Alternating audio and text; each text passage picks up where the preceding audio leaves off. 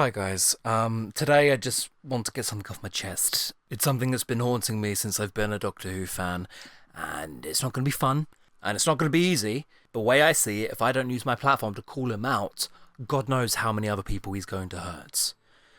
I was at a convention in 2006, queuing up with my vanilla copy of Doctor Who Series 1 to get signed, and that's when I see him.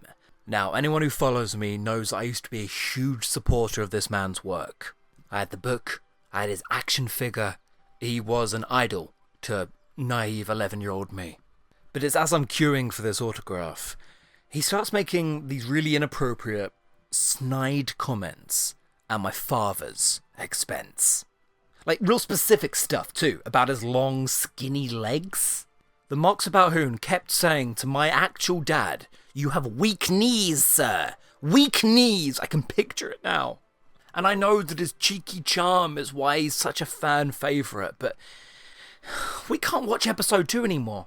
End of the World has been ruined forever. We have to skip it whenever we do rewatches because it hits too close to home of that day. Arresta, the infidel.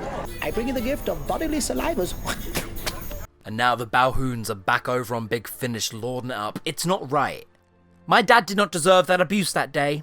He has strong, toned legs that are normal-sized. And frankly, despite the Mox's implications, I fail to see how race even came into it. Very, very disturbed individual. And when you support the Mox, he doesn't see it. Your friends see it. If you have your own story concerning Balhoon's standing Mox, please just come forward. Today's fact! The Mox of Balhoon's evil brother.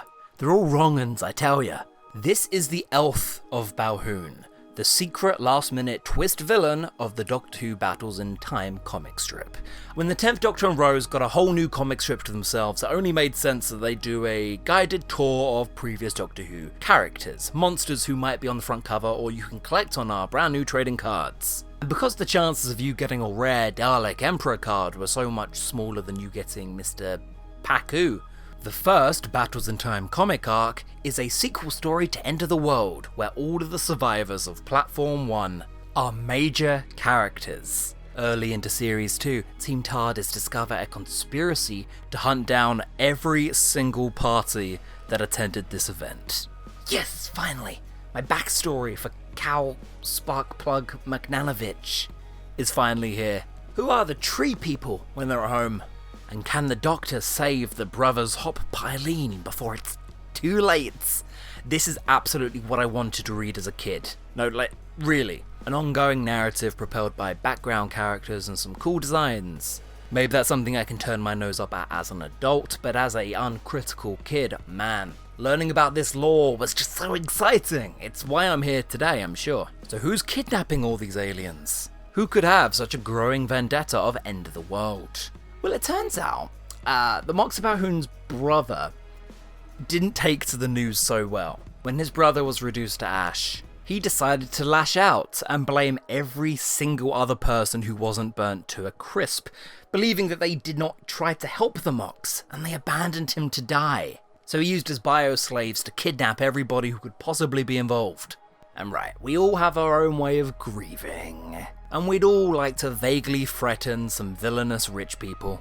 But I think it'd be hard to call the Elf of Balhoon a diplomat. I find this situation so funny, because the Mox of Balhoon was pushed so much in the early publicity. Everyone thought, oh, this is going to be the next Doctor Who baddie. Nah. He was publicity and merchandise, and that's exactly what makes him so perfect for a Battles in Time story. I really miss this comic strip, and it's down to us to archive it before it's too late. Anyway, this multi-issue epic is then resolved when all the Platform 1 victims console him, and it turns out this Elf of Balhoon is a very sad elf indeed. And immediately, not only do all of his kidnapped victims forgive him on the spot, but they also decide to offer tributes in his honour. We could make a hyperfilm about your brother's life? Yes, and I could sponsor you. We could grow a garden of memory in the Mox's honour. We could arrange free travel for all visitors.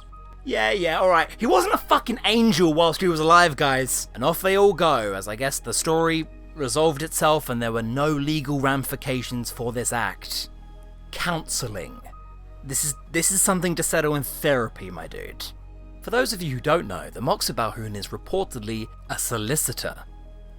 Who Ate All the Biscuits is a short story written on the Doctor Who comic maker by Helen Rayner. The 10th Doctor is summoned to the office of Moxa Balhoun. He is told that a family of Slevene are suing him for the abduction of their offspring. Puzzled, the Doctor allows Mox to inspect his TARDIS, only to find the young Slevene had stowed away several weeks earlier in search of adventure. Huh. Yeah, thanks, Helen. On the other side of the family, you have his other brother, the Hox of Balhoun. The Hox is a massive fan of Earth culture, and must have been fucking kicking himself with his tiny little legs that he didn't get invited to Platform 1 instead of his brother. When he bumps into the 3rd Doctor and Sarah Jane Smith, he's faithfully restoring an old English house so deep down into the roots that he's also brought back the house's haunted ghost. And I do have to wonder, who asked? Is that rude? I'm done with this guy and his entire extended family. Fact number 2. Movies. I'm impartial to the odd movie. That is, if my film degrees are anything to go by.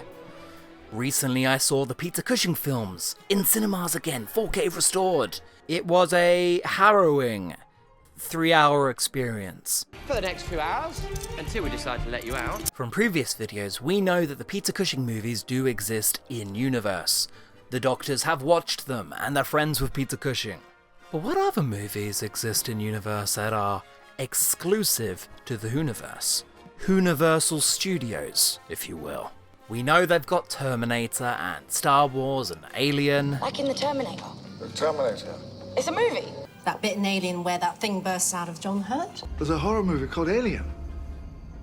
That's really offensive. No wonder everyone keeps invading you. Also, Frozen, which the Doctor apparently made Missy watch with him while she was stuck in the vault. Let me go, let me go.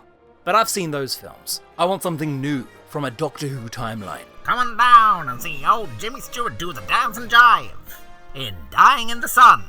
A Golden Age horror picture show about a man going to hell and being bitten by a beautiful vampire.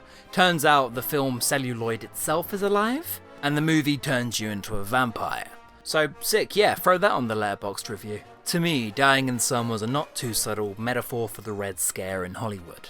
The movie would change depending on who watched it and what point of their life, but what we can say is that it was very camp, it was very beautiful, and I would join that commie cult in a heartbeat.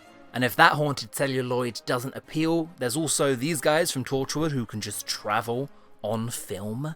Hey, that's sick. But what if you end up traveling on the wrong piece of film?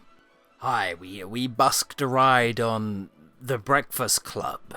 Freddy Got Fingered was shot on film, so just remember that. Jamie McCrimmon almost became a movie star himself. They travelled to Paris in deleted scenes, and the film director Céline Tessier took him in. Doesn't that interfere with the timeline? Nah, don't worry about it. Georges Méliès wants you on set. Oh, talking about him. The 1927 film Metropolis is next level sci-fi. But the 9th Doctor discovers that the Whoniverse's version of it is a little bit different, with a different lead actor. And sitting in the seats of the famous, iconic Machine Man sits a Cyberman instead. Look, you can interfere with history, but please, leave the silent film era alone. For legal reasons, we've never had a Doctor Who Charlie Chaplin crossover, but we've gotten pretty damn close with the Silver Scream. Donna's final request was to meet Charlie Chaplin, so the Doctor decided to honour it on his own. Instead, he comes across the legally distinct Archie Maplin, who is a very different man, with the exact same visage and act and filmography, coming off the back of famous movies such as Future Times and The Great Oppressor. And in true Tennant historical fashion, his adventure takes him all through the sound stages, accidentally inspiring every single important moment in movie history. Buster Keaton? Buster Keaton was a hack. Doctor Who did it first, says this book. Wow, there really are a ton of these. Crash of the Byzantium, they apparently made a movie of that. The Crash of the Byzantium. Didn't they make a movie of that? But Sam, who did they get to play the Doctor? Peter Cushing, obviously. Because in the Whoniverse, fun fact, Peter Cushing is immortal. By the 2040s, there were reportedly 9 Star Wars movies. I have some bad news to break to you guys. They made more. There's Invasion Earth 2062 AD, a movie so controversial that the Doctor and Charlie got wrapped up in the court case for it. And lastly, there's the Short Trip Scientific Advisor. It's the year 1990, and director Lloyd Kingsley Sale is filming a movie about the Cybermen invasion of the 1970s. The Invasion, you may know it as. At the request of Brigadier Lethbridge Stewart, the Second Doctor poses as a scientific advisor on the set. Because the Brigadier's worried this picture's going to release too much information about UNIT to the public. Putting aside all those Yeti and kaiju and dinosaurs, yet very, very subtle invasions. The Doctor's on the scene, posing as the scientific advisor of the picture, makes edits to the scripts of the movie they're making about his life. But he's not the only one involved. The Cybermen are also following the production of the picture. They're recording the Doctor's suggestions and evaluate their success rate for a new invasion of Earth. The cybercomputer says 100%, definitely invade now, but the Doctor's fed them so much technobabble and bad science that they flop on their face. And it really does just go to show how much behind the scenes magic there is on any given picture. Defeating Cybermen in orbit and all. And for our final fact... Doctor, the Master got away, using his face as a parachute, and yes, I'm aware how absurd that... Good Lord! Ah, yes, Brigadier, do come in. Things have become just a little bit complicated. Well, what's going on here? Welcome to the Heralds of Destruction, Titan Comics' first and probably only foray into the Third Doctor's tenure. And for this fact, we have the return of a very, very strange villain. Full power on line 1, Salamander. Oh, good. No faults indicated. Oh, excellent. Active in the modern day of 1970, 80? Regardless, he's here. Somehow, Salamander survived being flung out of the TARDIS mid-vortex. A feat that not everybody can claim to survive. Say hi to the Reapers and the Chronivores for me. But here he is, back in the present, wearing the face of the Second Doctor. Ooh, that's a business opportunity. Salamander's been doing his reading, walks in with his best Second Doctor impression and cosplay, and manages to fool the Doctor and Joe. And honestly, the reader into thinking we're doing the Three Doctors round 2. And in no time, the Master and the Doctor are teaming up to stop this straight-up Spider-Man villain from stealing the secrets of time travel. But Sam, wasn't Salamander just a normal human politician from the future? Yes, but in a completely contradictory book, Dead Romance tells us he became part of a time vortex gestalt. A combined hive mind of everything that's ever fallen into the time vortex. A powerful being, but absolutely still stuck there. He even has a cameo in that book. He swears at Benny Summerfield briefly, swears at her in a strange language. So, Spanish. Or whatever it is Troughton thinks he was doing with that accent. Salamander was intended to originally be a recurring villain, so we could have had Troughton performances all the way through the 70s and 80s. But I bet you didn't expect him to be wearing this, like a Dr. Octopus looking motherfucker. My friends of the British Parliament, do not worry. I appeared at the floor like magic, eh? But look, the floor is repaired, and what I have to offer is not magic. I haven't watched Enemy of the World for a while. That's it, right? Madam, what year is this? Lots of Troughton's baddies end up surviving, actually. From the War Chief to the Emperor Dalek, the Great Intelligence to Tobias Vaughan. Tobias Vaughan always survives in the expanded media. In Original Sin, get this, his original consciousness was transmitted via satellite into one of 14 identical robot copies of himself. That happens in The Invasion. You heard it here. He also re-emerges in the Scales of Injustice. and wants to kidnap a Silurian to create a superhuman army because some motherfuckers just don't learn. Tech CEOs, mostly. Salamander gets away in the end actually, as he has magic hand powers now, thanks to his micro machines. But I guess he's been laying really low and retired to the countryside because we haven't seen him in decades. You're doing so well impersonating me. I thought I might return the compliment. You really should dig out Paul Cornell's Herald of Destruction. It's a great comic. If only for the amazing issue where the Doctor decides to go into Joe's mind. Yes, not only is the TARDIS a metaphysical engine, as in it can travel into people's thoughts and minds, the Doctor himself can do it on a one-to-one level. A superpower, if you will, in true Pertwee fashion. Josephine Grant's groovy unconscious. Barry Bolan and Betty Friedan are the scene in my Jungian archetypes, like 26 hours a day. This comic is too good for words. So fun fact, the TARDIS can travel into your brain.